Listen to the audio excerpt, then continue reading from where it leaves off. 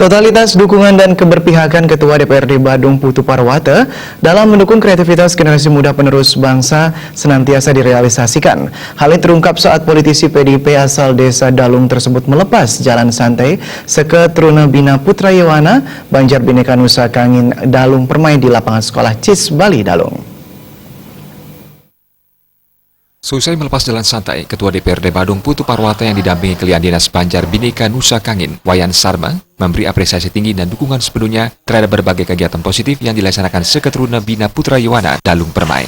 Selaku Ketua DPRD Badung, pihaknya akan senantiasa memfasilitasi berbagai kebutuhan generasi muda yang tergabung Seke Truna, terutama yang bersifat positif dengan memberikan dukungan moral maupun material. Melalui kreativitas positif Seke Truna, kebersamaan dan gotong royong dapat dibangun sehingga dapat menciptakan generasi muda penerus bangsa berkarakter dan dapat memberikan semangat kepada generasi penerus selanjutnya. Politisi PD Perjuangan yang terkenal merakyat ini juga berharap perayaan HUT ke-11 Seke Truna Bina Putra Yewana yang dirangkaikan dengan HUT RI ke-73 mampu menumbuhkan semangat patriotisme, kebersamaan dan kesatuan sehingga bisa hidup berdampingan. Nah, ini sebagai pembinaan generasi muda yang ke arah positif. Jadi tidak saja di edukasi, tidak saja di pendidikan, tapi dia membangun karakter, kebersamaan, membangun gotong royong dengan komunitas mereka sendiri. Jadi kami sebagai masyarakat di sini ya sangat memberikan apresiasi kepada anak-anak muda ini ya, Seke Truna ini betul-betul gerakannya positif. Bahkan dari generasi muda menuju generasi yang berikutnya.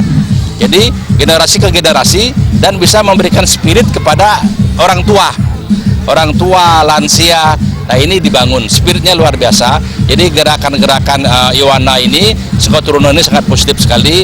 Jadi atas nama pemerintah juga memberikan apresiasi dan kita akan dukung terus.